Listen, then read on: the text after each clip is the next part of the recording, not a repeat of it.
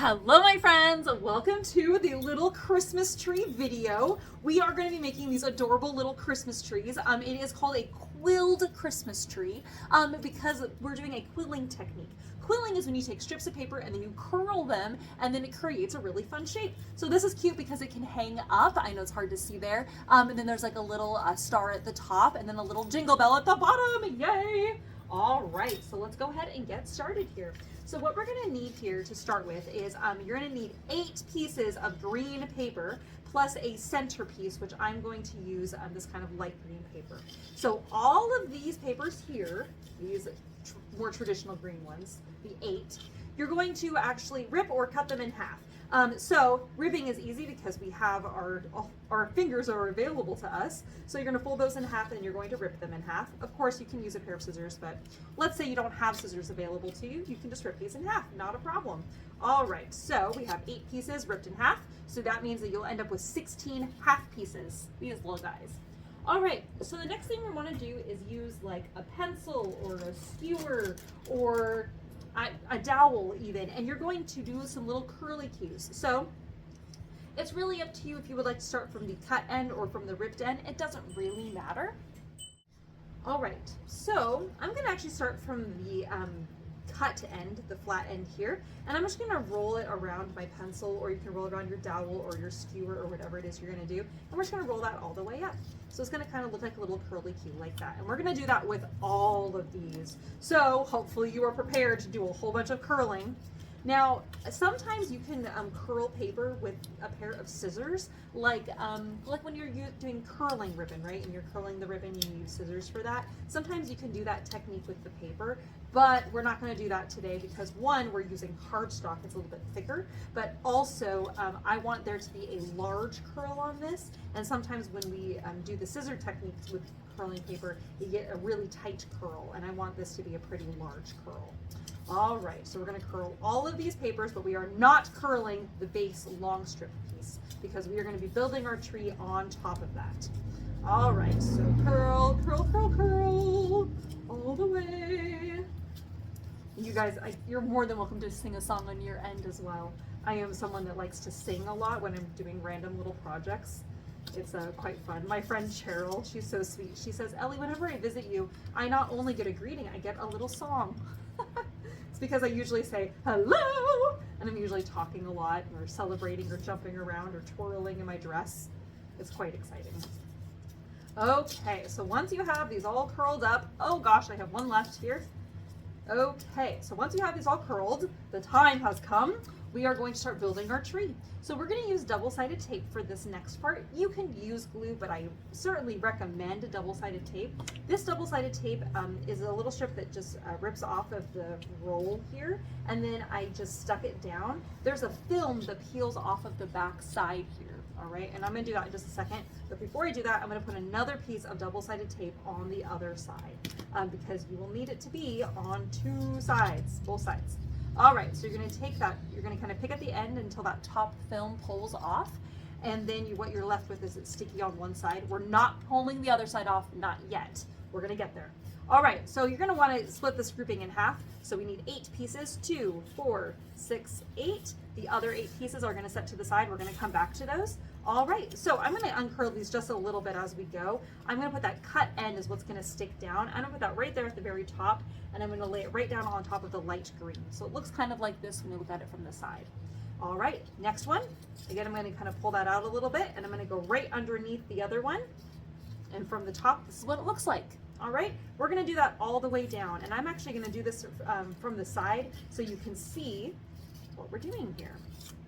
I like to uncurl, I like to uncurl my little, we're going to call these little boughs. I like to uncurl them just a little bit as we're going down. You can kind of pull that up and get them closer, as close as you want together, or as far as apart as you would like. It's really up to you. I guess I want my top ones to be a little bit more curly cued. All right, and then at the very end, we're going to get to the bottom. Oh boy, this might get a little close together, but I think it's going to be okay. All right, and this is going to go down here at the very bottom. Now, when we get down to the bottom, we're actually going to use a little hole punch. I'm going to grab my hole punch.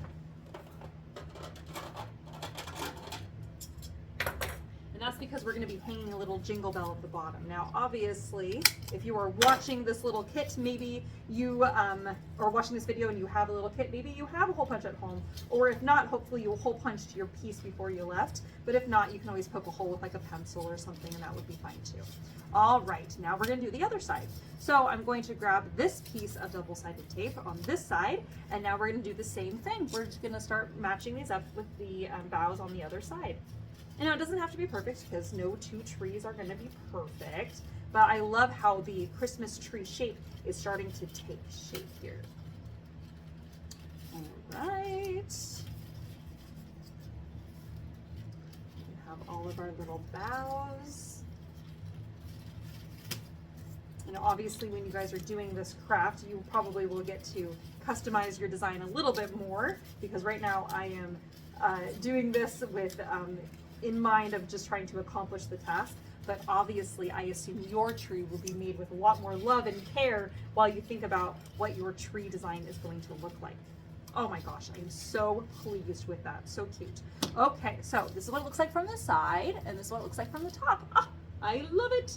Okay, so now what we're going to do is we're going to poke another little hole at the top here. Oh gosh, come on.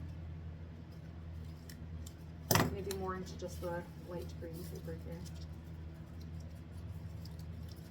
Let's see if I can get my holes to punch up. Ooh, I used a different hole punch the other day. I might have to go grab it. There we are.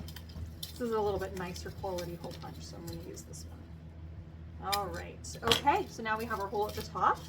Then what we're going to do is that we have a couple little stars, and then we have our little white piece of string, and we have our green ribbon, and then of course we have our bell and our little sequins, which I have in a little box here. Okay, so right here at the top, I'm going to string in my green grosgrain ribbon, and that's going to go up here at the top, and I'm going to tie a little knot. And this is so I can hang up my tree at a different time. All right, excellent. Now what I'm going to do is I want to make sure my ribbon is flat here, because it is time to glue my stars together, or tape our stars together.